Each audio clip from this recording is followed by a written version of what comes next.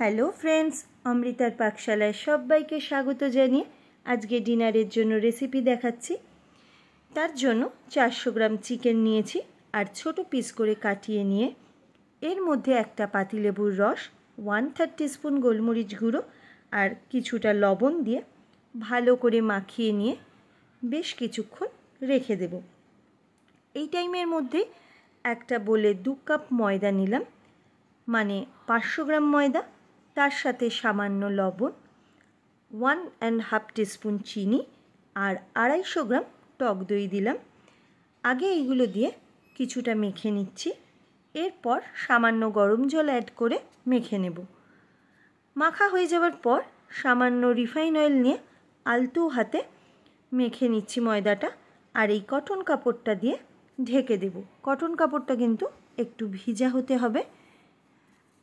এবার কড়াইতে 2 table spoon refine oil দিয়ে তেলটা গরম হয়ে যাওয়ার পর 2টো পেঁয়াজ কুচি ভেজে নিচ্ছি। খুব বেশি গোল্ডেন ফ্রাই করে ভাজবো না, একটু হালকাভাবেই পেঁয়াজটা ভেজে নেব। এর মধ্যে 5 থেকে 6 কোয়া রসুন কুচি আর অল্প একটু আদা কুচি অ্যাড করে 1 মিনিটের মতো মিডিয়াম ফ্লেমে ভেজে নিচ্ছি।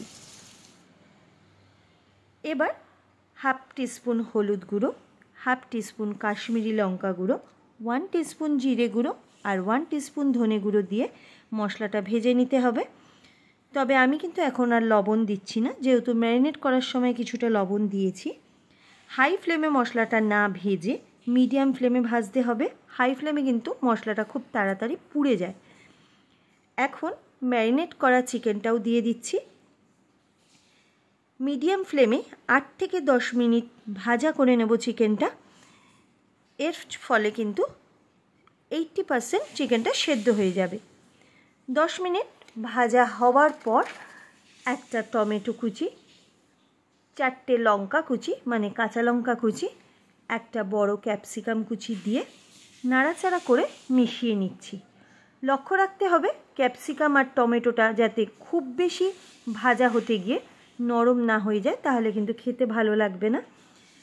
এবার নামানোর আগে কিছুটা ধনেপাতা কুচি, সামান্য গোলমরিচ গুঁড়ো আর অল্প একটু লেবুর রস দিয়ে নাবিয়ে নিচ্ছি।